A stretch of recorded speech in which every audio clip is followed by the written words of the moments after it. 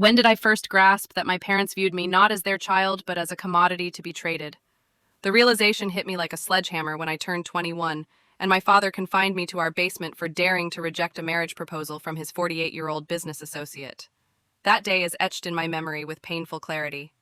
I had just completed my third year at college, returning home for the summer, expecting a brief respite before diving back into my studies. My father had been acting peculiar for weeks, dropping cryptic hints about a golden opportunity that would elevate our family's status. I assumed he was referring to some lucrative corporate venture. Little did I know, I was the centerpiece of his scheme. That evening, Raphael arrived for dinner. I'd encountered him before at my father's company gatherings. His lingering gazes always left me uneasy, a cold shiver creeping down my spine. I never understood why my father insisted I attend those events until that night. Midway through the meal, he began praising Raphael's admiration for me, extolling how fortunate I was to catch the eye of such a prosperous man, how Raphael would secure my future. My stomach churned with dread. Raphael sat across from me, his smile unnervingly calm, as if this was an ordinary dinner conversation. Then my father produced a velvet box, announcing that Raphael had proposed marriage and that he'd already given his approval. I thought it was a cruel prank, my eyes darting to my mother, who stared fixedly at her untouched plate, her silence deafening. My younger brother Hayden avoided my gaze, his discomfort palpable. A nervous laugh escaped me before I spat out a defiant, "Go to hell!" That's when my father's demeanor shifted. I'd seen him angry before, but this was different, a cold, unyielding fury. He declared I had no say in the matter, that Raphael's offer of $2 million to merge our family's struggling business through this union was non-negotiable. I stood, my voice trembling as I insisted I wasn't a commodity to be sold, and moved to leave. Raphael's hand clamped onto my wrist, his tone menacing as he said he'd waited long enough, that my father had made promises. Panic surged through me. I seized a wineglass and shattered it against his cheek, the glass splintering in my hand. The room erupted into chaos. My father roared, accusing me of sabotaging his sacrifices, calling me an ungrateful wretch. Raphael, blood trickling down his face, muttered about breaking me. My mother wept silently in the corner, offering no defense. I bolted for the door, but my father seized me, dragging me to the basement, a finished space with a bathroom but no windows, once a family rec room, now filled with his prized collectibles. He shoved me inside, declaring I'd stay there until I was ready to fulfill my duty to the family. The lock clicked, and my screams echoed unanswered. I pounded on the door for hours, my fists bruising, my voice hoarse from pleading. My phone was upstairs, leaving me cut off from the world. This couldn't be happening. Surely someone would see the madness of it, but no one came. Footsteps above told me life continued as if I weren't caged below. The next morning I heard Raphael's voice, calm and businesslike, discussing terms with my father as though their daughter's imprisonment was irrelevant. That evening, my mother slid a tray of food under the door. I begged her to free me, but she whispered that I needed to comply, that my father's deal was the family's salvation. When I asked how she could abandon her own daughter, she murmured that women sometimes sacrifice for the greater good, then retreated. By the second day, claustrophobia and fear gnawed at me. Raphael's voice drifted down, negotiating as if my consent was a formality. I realized they wouldn't release me until I surrendered. That night, my father slipped a marriage contract under the door, instructing me to study it, saying I'd sign it tomorrow, willing or not. He called Raphael's leniency generous, then delivered the blow. "You're worth $2 million to us, and you will not ruin this." In that moment I saw the truth. I wasn't a daughter to him, but a bargaining chip, a means to an end. Hayden, my 19-year-old brother, was my savior. After 48 hours, he unlocked the basement door, his face pale with fear. He said he couldn't bear my sobs any longer, that our father and Raphael were at the bank finalizing the merger. He urged me to flee, promising to delay alerting them. Upstairs, I found the marriage contract on the dining table, my signature forged in my father's hand. The betrayal seared through me. Fighting was futile. They'd cage me again, perhaps somewhere worse. So when they returned, I played the part of the broken daughter. I apologized to Raphael, claiming I'd been overwhelmed, that I understood my role now. My father's relief was sickening. Raphael's smug grin made my skin crawl.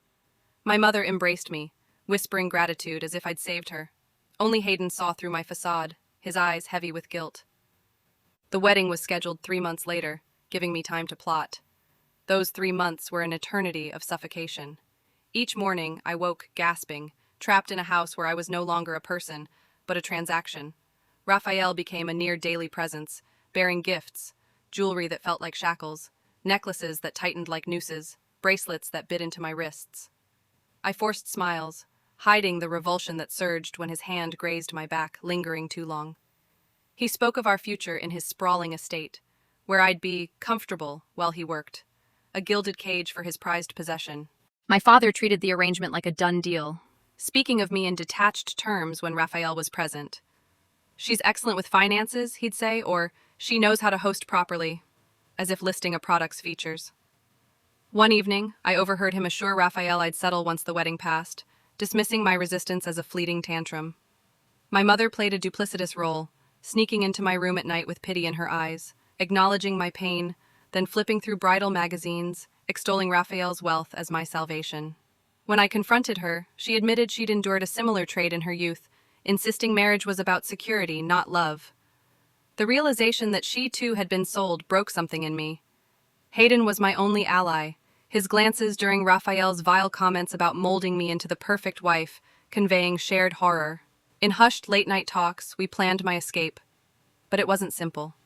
My father had frozen my accounts, claiming it was for my future. My passport and ID were locked away for safekeeping.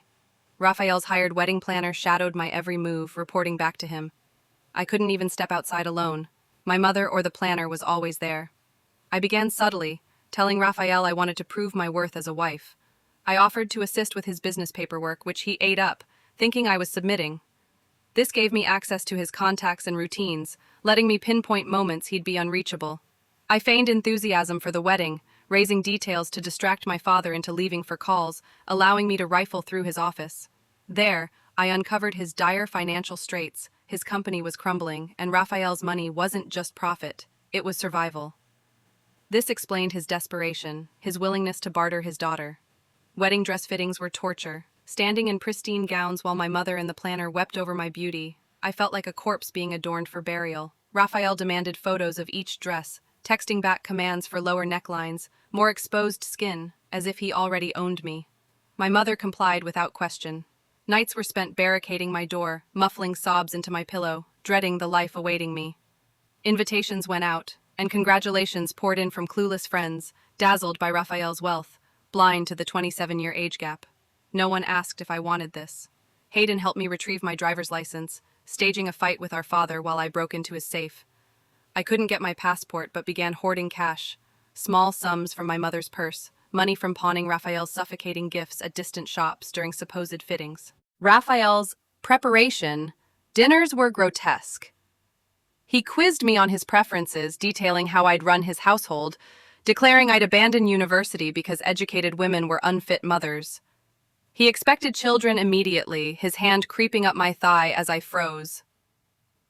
One night, he pinned me against a wall when I dodged his kiss, growling that I'd learned to comply post-wedding. I stood rigid, his breath hot on my neck, his grip bruising. 2 weeks before the ceremony, I overheard him and my father discussing my future, my diet, my wardrobe, my body monitored like a prized animal. Hayden, hearing this, erupted, vowing to get me out. He offered his college savings, enough to flee to a friend's place across state lines. We planned a distraction the day before the wedding, a bus ticket to freedom, but my mother found the ticket, hidden in a book. I braced for betrayal, but she only asked, tears in her eyes, if I despised Raphael that much. I unleashed my hatred for his touch, his control, my father's betrayal, her complicity. I sobbed, confessing I couldn't breathe near him. She held me, apologizing, but then said I'd adapt as she had. Her resignation shattered me. She didn't tell my father but watched me relentlessly, cutting off my time with Hayden, ordering the planner to search my bags. My escape was blocked. The night before the rehearsal dinner, Raphael arrived with more contracts, finalizing the deal with my father. Eavesdropping, I heard him demand the first $1 million upon signing the marriage certificate, the second after 6 months of me proving myself. Obedient, available, attractive, fertile. I vomited, the reality of my impending cage overwhelming. With 48 hours left, I devised a desperate plan. Make Raphael see me as a liability, not an asset. The rehearsal dinner was held at a lavish restaurant Raphael had reserved. His associates, my father's colleagues, and family filled the room, their gazes a mix of envy and pity. Raphael's hand rested possessively on my knee, tightening when I shifted. As he rose to toast, praising my father for entrusting him with his treasure, I stood, heart pounding, and spoke clearly. I'm being forced into this marriage. My father locked me in the basement for refusing. He forged my signature. Raphael is paying $2 million to buy me. Silence engulfed the room. Raphael's face contorted. My father's rage was palpable. I continued, exposing Raphael's plans to train me, the criteria for my worth, the theft of my freedom. I turned to his associates. Is this the man you trust? Someone who buys and imprisons women?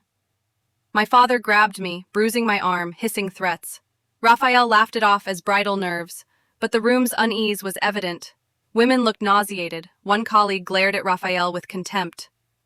My father dragged me to the car, his silence more terrifying than his screams. At home, he yanked me toward the basement, cursing me for ruining everything. Hayden tackled him, their fight giving me time to lock myself in my room. Raphael's texts flooded my phone. Threats of ruin, then pleas for a public apology. My father pounded on my door, vowing to destroy me for defying him. The final stand. That night, barricaded in my room, I listened to my father's rampage. Hayden called the police, who dismissed it as a family spat, blinded by our affluent address. Hayden guarded my door, my mother's sobs echoing through the house. By morning, the house was a wreck, shattered glass, toppled furniture. My parents were gone, likely with Raphael. My cousin texted that the wedding was still on, my parents claiming I'd had a breakdown but would recover. Raphael called, offering to proceed if I apologized and complied, threatening to ruin my father and Hayden otherwise. Trapped, with no money or escape, I felt despair closing in. My father's new terms demanded a public retraction of my outburst, promising the $2 million in exchange for my submission. My mother, avoiding my gaze, echoed the need for sacrifice. But something in me hardened. I refused to be their pawn. With Hayden, I searched for leverage, scouring my father's files. As dawn broke, he found it. Emails from 3 years ago, when I was 18, plotting my marriage. Raphael admitted to eyeing me since I was 16, my father strategizing to maximize the deal. The betrayal made me ill. They'd planned to sell me since I was a child. I backed up the emails and demanded to see Raphael alone, claiming I wanted to apologize. In the study, his arrogance vanished when I showed him the evidence. I threatened to send it to his associates, the press, anyone who'd listen, exposing his predatory plans. He lunged for my phone, but I held firm, the emails secured in multiple places. Defeated, he agreed to cancel everything. My father returned, devastated by the collapsed deal, accusing me of destroying the family. I revealed the emails, watching his excuses falter. My mother, finally breaking, condemned his actions. The wedding was canceled. Raphael's influence vanished and I packed to leave. Hayden helped me escape to my friends, my mother apologizing tearfully as I drove away. My father watched silently from his window. 6 months later, I'm back at university, reclaiming my life. My father's business collapsed. Raphael insured it.